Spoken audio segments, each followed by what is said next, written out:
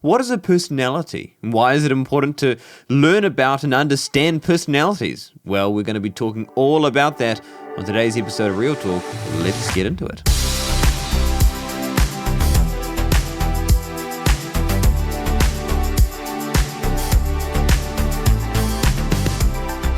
Welcome back. Here we are with another season of Real Talk with Kane Adams. Thank you so much for listening. I'm excited about this season. It's going to be a little bit different from the last one. With the last season, we had a different topic kind of with each episode. So each episode was about a different topic. And with this season, I guess you could call it a season, what I want to try and do is focus more on series. So on a singular topic. And so rather than do different episodes about different topics, we're just going to do series and a block series, which I'll probably release over time. And so to kick us off with our first series, I suppose you could say, is that we're going to be talking about personalities. Personalities. It's a great topic. It is something which I know that you're going to get a lot out of, and so I'm really looking forward to the series. With this series as well, one thing I'm going to be doing is putting the theological aspect of the podcast on the shelf a little bit. I'll probably talk a little bit about theology in this episode, very tiny bit. But with personalities, a lot of it is psychological. And so we're going to go into the psychological aspects of personality. What is a personality? Why we should learn about them? And the whole series is going to be going right into the detail about personality. And so there'll be a lot to learn from. It's going to be an 8-part series. We're going to be looking at the 5-factor personality model, also known as the Big Five, which consists of agreeableness, conscientiousness, extroversion, neuroticism, and openness to experience. And those will be terms which I'm sure you'll become very familiar with as you go through this course and this series, I should say. And it's going to be a lot of fun. Just a disclaimer that a lot of the material that I will be using has been collated from the teachings of Dr. Jordan Peterson, which I'm sure that you are aware of who he is and his teachings. And so what I'm going to do is I'm going to insert a link into the description on each video that if you want to learn more, you can click on the link and hear more detailed teaching from him directly. And so, yes, it's based on his teachings. If you want to take the personality test, the Big Five or 5-factor model personality test, you can take it at understandmyself.com. I highly, highly recommend that you take this test, especially if you want to get most out of this series. When you're listening, you want to take that test so that before you listen to the series, because what will happen is when you take the test will ask you a multiple set of questions. I'm not sure how many there are, about 50 or something. Lots of questions in a format where you answer on a scale. For example, it'll say, you're a social person. You'd have neutral, somewhat disagrees, definitely disagree, somewhat agree, definitely agree. And you kind of rate it on that scale. And then at the end, it'll collate all your answers together to give you a report, a very detailed report as well, about where you kind of stand from a personality perspective in accordance to the Big Five. And so, yeah, you want to take that test before we do this series for 2 reasons. Firstly, because we're going to be talking a lot about each of the personality traits that's to do with the 5-factor model. And so you want to have some kind of insight to your own personality as you're listening, so that you can, as we talk about it and have the information that you've got your little antennas on, where you can recognize, that's me, and you can relate it to yourself. The second reason why it's important to take the test before you watch this series is because if you watch this series from start to finish and get to know all of the traits and understand them all, then confirmation bias can enter, which means that you get to the end of the series, you take the test, and when you're answering the questions, you already know what a lot of the questions are kind of alluding to, and so you can tailor your questions to give you the personality that you want, which is confirmation bias. And so it's a good idea to take the test before you're going on this series. It's about $15 New Zealand, $9 or $10 American, I think. And it comes with a full report explaining everything, which is amazing. So understandmyself.com, there's a link to the description. Okay, so today we're going to go through 3 things. Number 1, what is a personality? Number 2, why is it important to understand our personality, and then finally we'll touch up on the Big Five personality model and what that's all about. Okay? All right, let's do it. What is a personality? What is a personality? Well, before we go into that, let's zoom out a little bit. Let's zoom out. The Bible talks about how, as humans, we're a triune being. I'm sure you've heard about this before. We're made up of body, soul, and spirit. And when it comes to the inner world, so when I say inner world, I mean the world that's inside of us, not the outer world. Our triune being can correlate with that as well.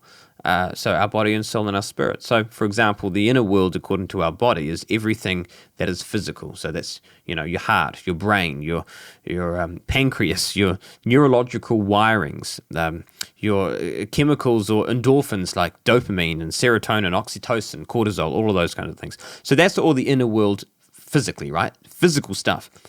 The inner world, according to your spirit, is basically more like your relationship with God. So it's prayer, it's spiritual warfare against principalities and powers of darkness, as the Bible says.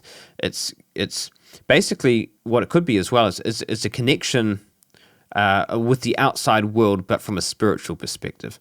But that's your spirit, right? It's your direct connection with God. Now, your inner world, according to your soul, is a little bit different. It's a bit more complex. I'm sure you've probably heard about how your soul is related to your mind, will, and emotions, which is true. And, your mind being your state of thinking or rationalizing, your will being your state of intention and motivation, and then your emotions being a state of feeling or a state of expression. And those three things together make up a soul. And that's true. I like to think about it a little bit differently. And I've come up with this acronym that could help, and it's a good introduction to personality. And the acronym is PEC, P-E-C, which stands for Personality, Experience, and Character. Personality, experience, and character is what makes up a soul.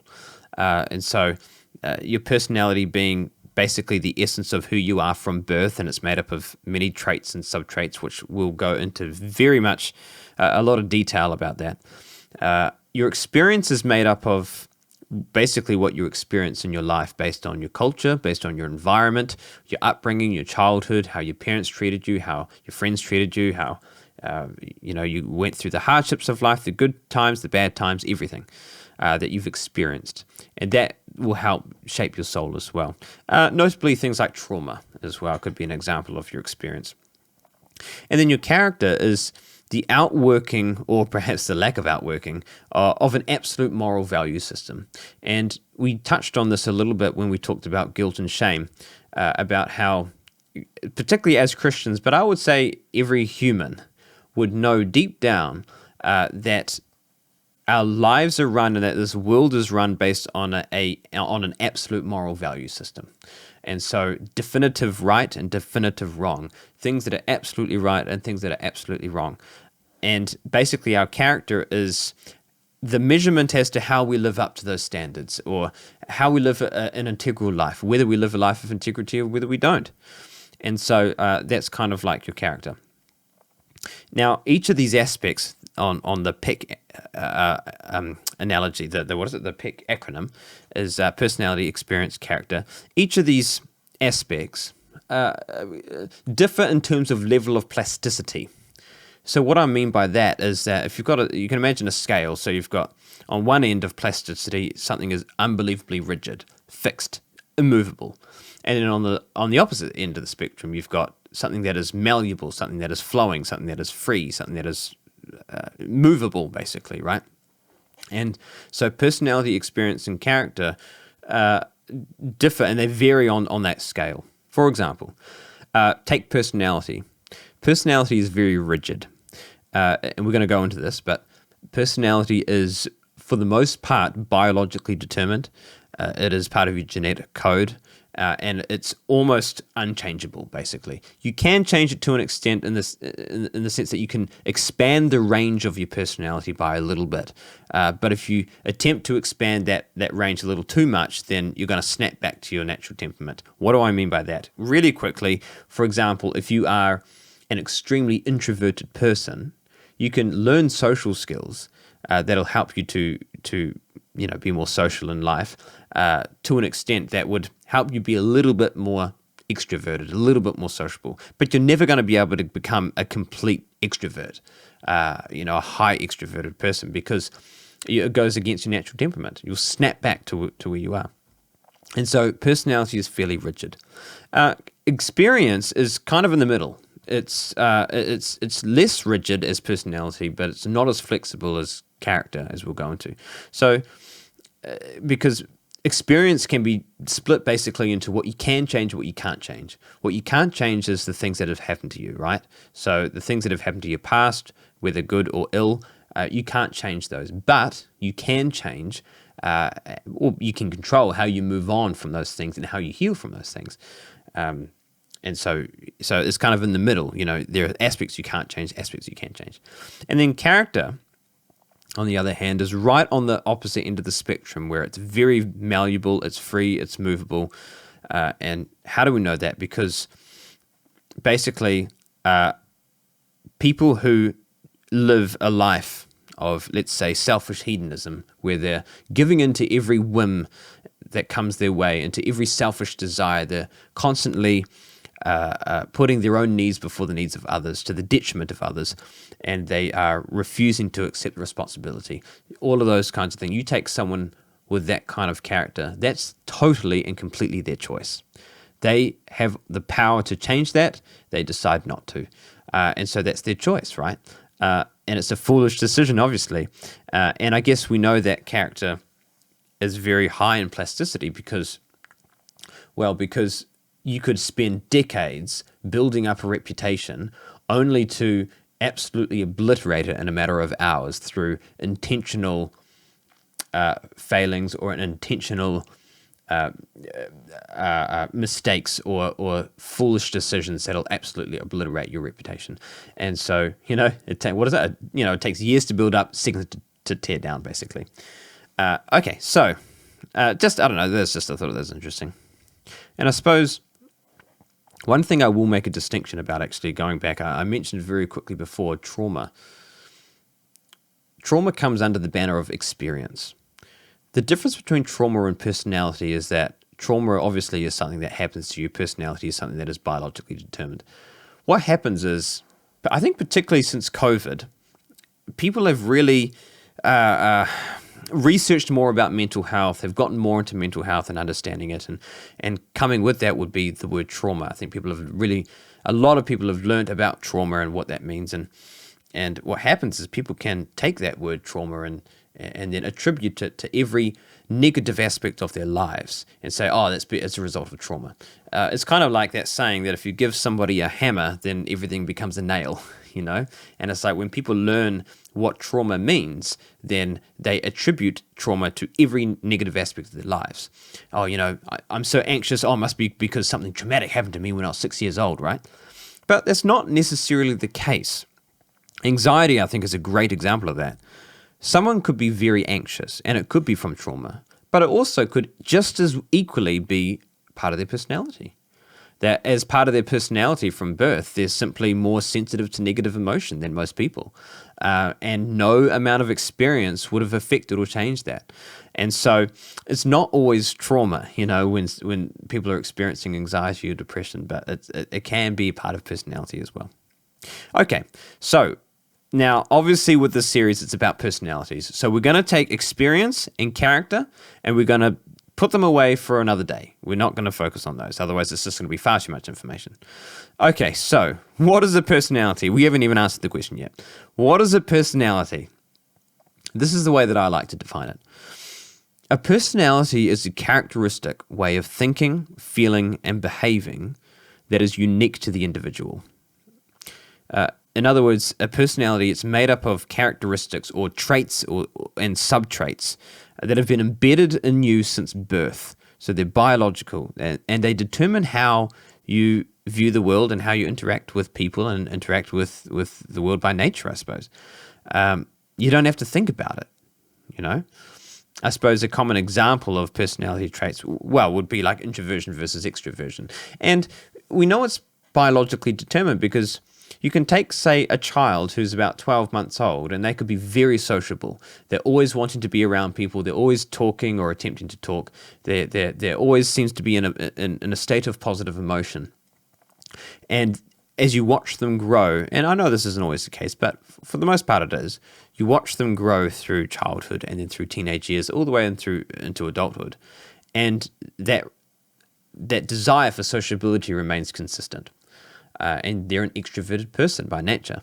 And you can say that, you hear parents say it all the time, oh, I could see that in you when you were 2 years old, and it's part of the personality. And so that's how we kind of know. I mean, that's not the only reason, but there's obviously data and science to back it up, but that's kind of an example of how these traits are biologically determined. Okay, so personality is made up of traits and subtraits. And so the traits that we're going to look at with the big 5 factor model, which I'll talk about soon, is agreeableness, conscientiousness, extroversion, neuroticism, and openness to experience. And so where you rank on those subtraits, you might be highly extroverted, low in neuroticism, in the middle for conscientiousness, a bit higher for openness to experience, and then low in whatever the fifth one I forget, agreeableness. Where you stand in those is a unique combination which creates a unique personality. And that's how we get diversity in personality. That's how we have unique personalities, is because we kind of rank differently on in accordance to different traits. Another way to look at personality is that it could be a frame of reference. So, for example, going back to extroversion, you could have an extrovert, someone who's highly extroverted, walk into a room of 100 people, and they're going to see that room as an opportunity. Hey, I get to make new friends. I get to meet new people. Look at all these people that I could have social interaction with. Look at these people that I could get to know and make new friends and all these kinds of things. So they see it as a positive thing, as a place of opportunity. Now, you have someone who's highly introverted go into that same room with 100 people, and what's going to happen? They're going to run to the nearest corner they can find and make sure that nobody talks to them, and they don't make eye contact with people, And so they see it rather than as a place of opportunity, they see it as a place of threat. And so that's based on personality. It alters the way that you can see the world, whether you see, for example, that room as a place of opportunity or a place to protect yourself from, right? Why is it important to learn about personalities? Why? Why is it important? Well, I'd say firstly, because you are a person who has a personality. You have one. And so why would you not want to learn about it? Why would you not want to learn about an aspect of yourself that is already self-evident in you, that is there, Why not want to learn about that? And I guess because you have a personality and because everybody else around you has a personality, you are forced to have to contend with other personalities, which means that, of course, there will be some personalities which complement you, people you get along with, and then there will be other personalities which will clash with your personalities. And so by understanding your personality, it'll hopefully give you a one-up in a way of being able to navigate the tension of a relationship, whether it's with family members, friends, spouses, co-workers, or whoever. So you can understand that. When you understand the personalities of those around you, you can interact more harmoniously with those around you, and you can integrate yourself into society in a way that's going to benefit you the best. And when I say benefit, I don't mean that from a selfish perspective. I mean that you can, and Jordan Peterson says this, he says as well, is that you can take the cards that are in your hand and work out how those cards can be optimally played, right? How you can best play those cards. And so when you understand your personality, you can work out how to best use that personality to your advantage. Okay, another reason why is because understanding your personality will absolutely help you to find a mate or a partner or a spouse in life. Because when you understand your personality, then you'll understand which personalities will complement yours and which ones will clash. And so when you start to go on dates with people, very quickly you can pick up aspects of their personality and you know that it's not going to work out, and we're going to go into that as well. Typically, when it comes to personality, well, I mean, just to give you a bit of a teaser or a taster, people often say, you've probably heard before, opposites attract, And then when it comes to personality, well, how much of that is true? How much of it is that opposites attract? Or how much of it is that birds of a feather flock together, And I think it's a little bit of a mix, but I would say it's more towards the birds of a feather, because when it comes to personality, you want to find someone who is similar to you. Similar in terms of agreeableness, similar in terms of conscientiousness or work ethic, in terms of sociability.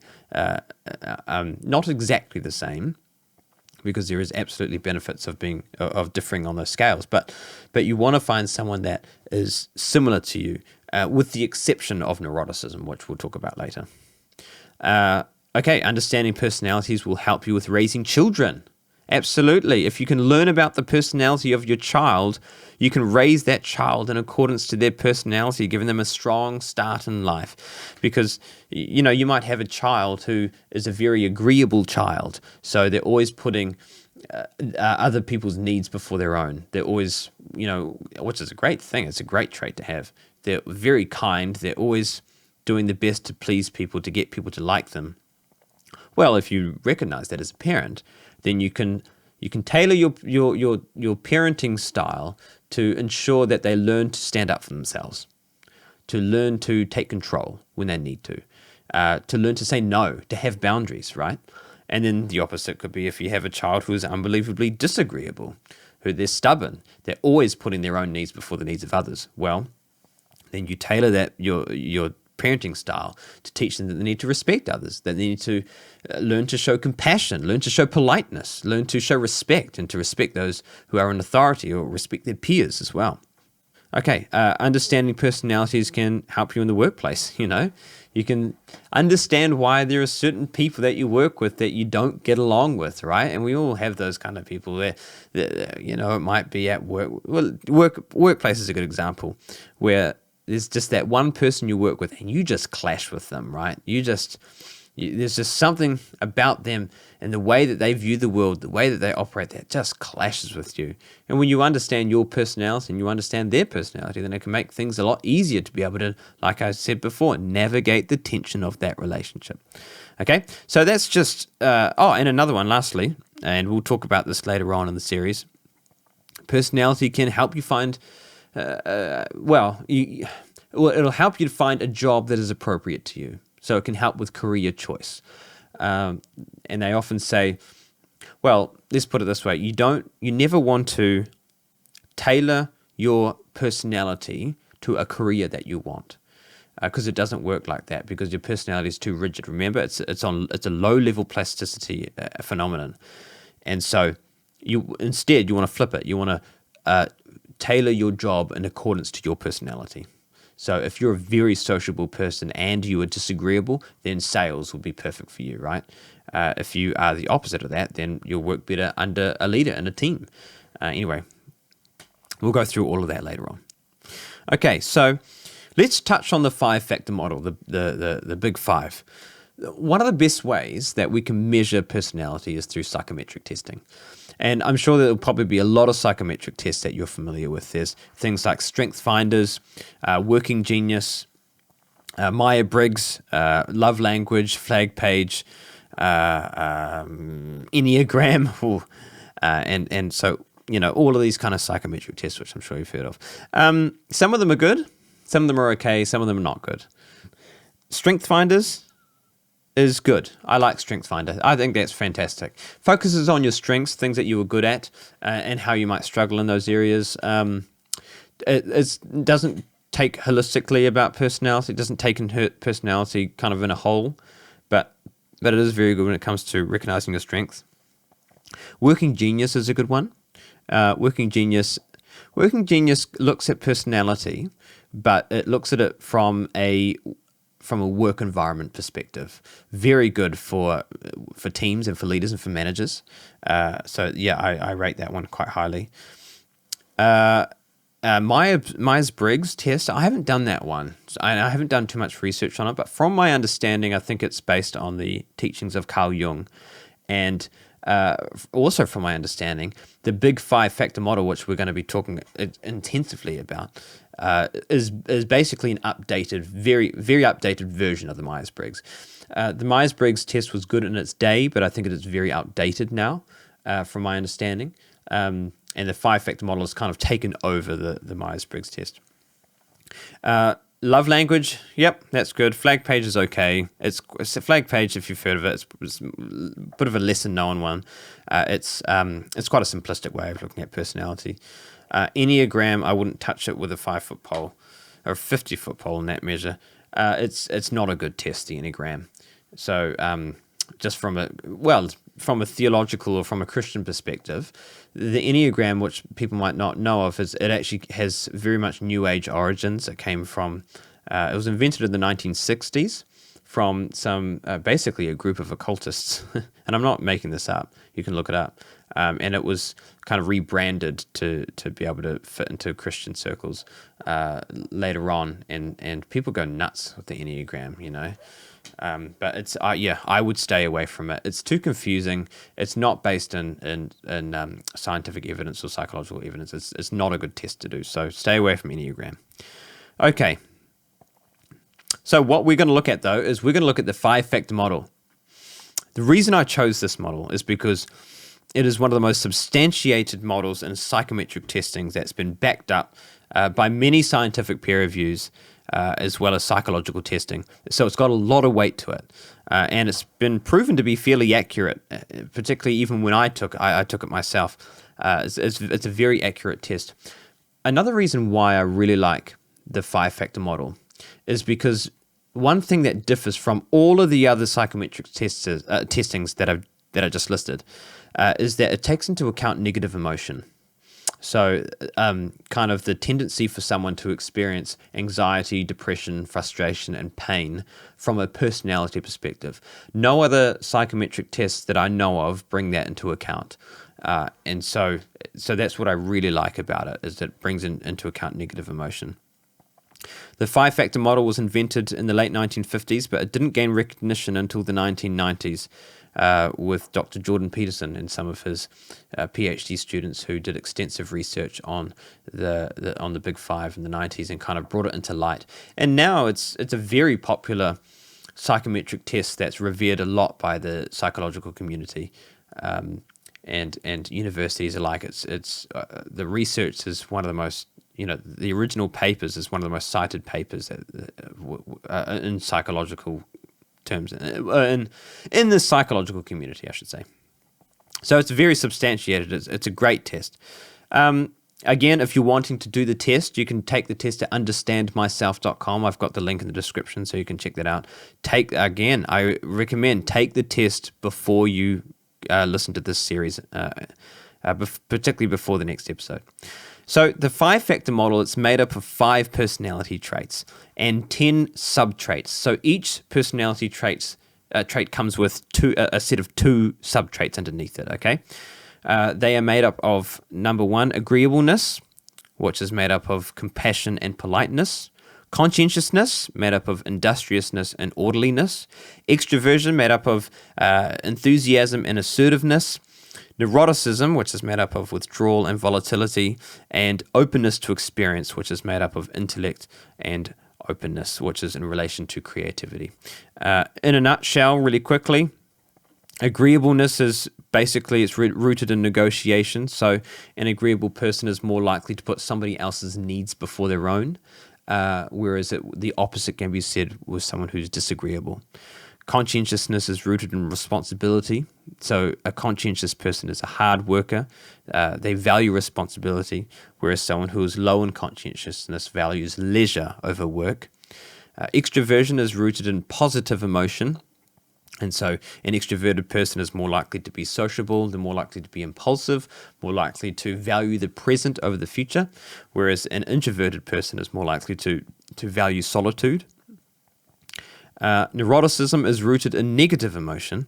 So a neurotic person is going to be more prone to experiencing anxiety, depression, frustration, pain, and feelings that are related to negative emotion. Whereas someone who is low in neuroticism will be seen as someone who's more emotionally stable. and then lastly, openness to experience is rooted in abstract thinking and creativity. So someone who is high in openness to experience is likely to be academically minded.